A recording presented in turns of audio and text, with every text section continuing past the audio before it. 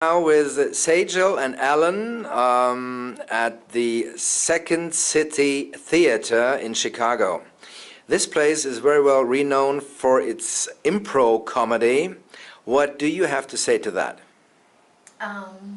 Something funny, please. Oh boy, alright, tag. So we are very well known for our improv comedy here. I like that in you the States we it call it improv. Yeah, we're the only people pretty much, like how we don't use the metric system, we also don't say improv. Yeah. Whereas everyone else in the world says improv. I think that's a Johnstone, Keith Johnstone. It is Keith Johnstone, right? yeah. Yeah. Mm-hmm. Okay. Sports, yeah. But Okay. we were taught by, we draw from the improv of drug users and crazy people from the late 60s And early people 70s, that so. used it as therapy for children. Okay, talking about crazy people, do you think you're funny?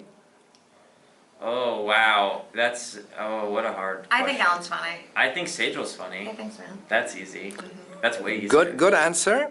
How does one become a comedian?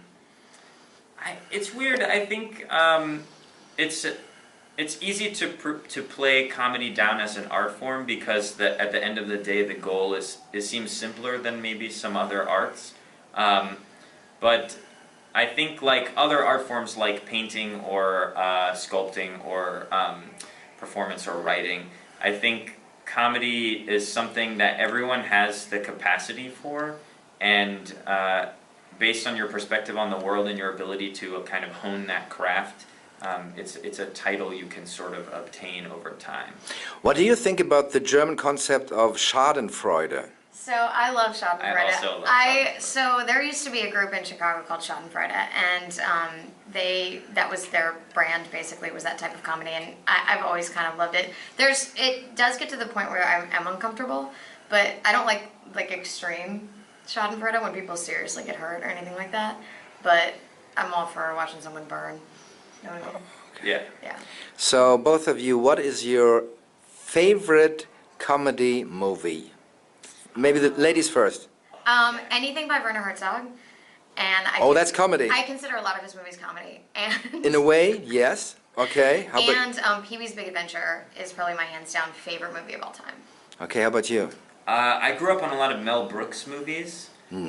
So big fan of all of those. I'm also a big Edgar Wright fan. Oh God, I So love Edgar Wright. Yeah. Shaun of the Dead, Hot Fuzz are big ones for me as well. Scott Pilgrim. Yeah. I think all those movies, and something I really enjoy about the Edgar Wright movies, to kind of backtrack to what I was just saying, is that they're also cinematography. Like, speaking from a perspective of film and cinematography, they're extremely well designed and clear cut and well directed, which I think is something that a lot of, especially American comedy films, kind of cheat their way around. American comedy films tend to tell instead of show, Yeah, whereas Edgar Wright shows instead of telling, and exactly. I love that. Yeah, it's a lot of like writing funny dialogue for character actors to speak instead of creating a comedy film. Right. And I prefer comedy film to talking Okay. heads. So one of my favorite comedy films is Hangover.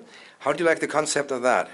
I like The Hangover. I like all the people involved with it a lot. I never saw the second one. I heard that one was pretty okay. It's literally It's the the same same. movie? It's literally the Same There's a idea. movie that The was- idea is always the same. There Yeah. is, but there was a tiger in the first one. I do remember the tiger on the first one. So what are your plans in life after your comedy career?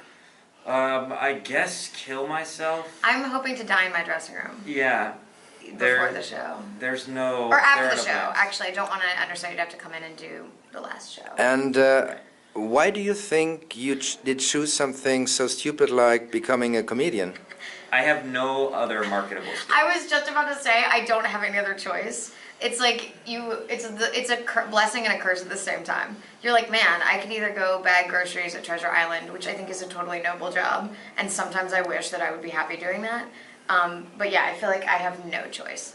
Yeah, I worked a job that I feel like a lot of people, especially my age, would kill to get, and I couldn't. I just, after 6 months, completely burned out. I couldn't stand it, and I just up and left. I just don't think. I think there's nothing else for me, honestly.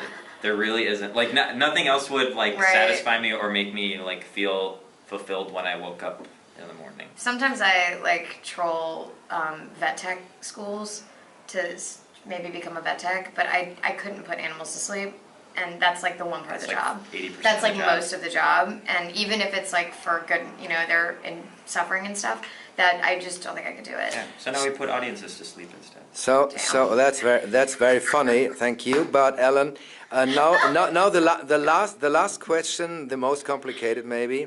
How would you define humor?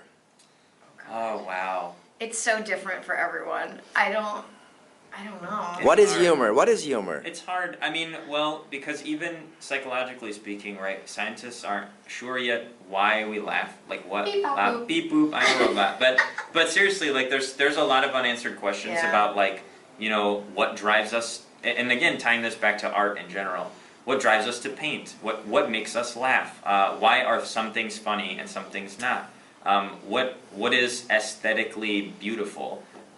These are questions that we all feel, like we feel them when we see them, and we know them to some core aspect of our humanity, but that you can't, for whatever reason, we can't quantify those things. Well, I think that a lot of it has to do with there's a social aspect to it, and so in our theater, it's like the more people that are in there tightly packed together, enjoying this same experience, the better the show is going to be for everybody. I think it's definitely a communal experience. I mean, especially improv and live theater, it's like, yeah, if you're not watching it with someone else, it's not nearly as funny in a weird way, even if the content is exactly the same. There's just something about being with other people, sharing this experience together. So humor is maybe a survival strategy. Yeah, Do you maybe. do you actually laugh in your private life? Oh, yeah. Do I love my No. Laugh. Oh, laugh. Laugh Do I laugh? in your private life? Because I heard so many comedians are very, very tragic and sorrowful people. Well, I think there's an element of depression a lot of times in comedy. There's a dark side to it, definitely. And yeah, I mean, like everybody, there's stuff going on in our lives that's not joyful and wonderful, but that's everybody's life. And I think in a lot of ways, I use that stuff to kind of, I make fun of that stuff in order to have control over it. And so I use that to make comedy a lot of times. And it's really fun when you can do that and someone else relates to something you're doing on stage and that resonates with them. And they're like, oh, I went through that horrible thing too. And thank you for like finding a way for us both to laugh at this. That's awesome. Yeah. Something fun that I think Sayjal and I have in common is that even though we get up on stage in front of 300 people like every day, sometimes twice a day, is we're both fairly introverted. So when we're not on stage, we kind of like prefer to be in a quiet, alone I just want to space. be like in bed with my cats. Yeah. Like So that goes in the direction of Hollywood saying, where they say, if you really want to crash a party, invite a comedy scriptwriter. oh wow. I bet that's true. That's A bit definitely. cynical maybe, but anyway, thank you so much for your time. It was a Yeah. pleasure talking to you. Of course. It was a Okay, blast. hope to see you soon on stage. Yes. And bye-bye. Bye. Bye.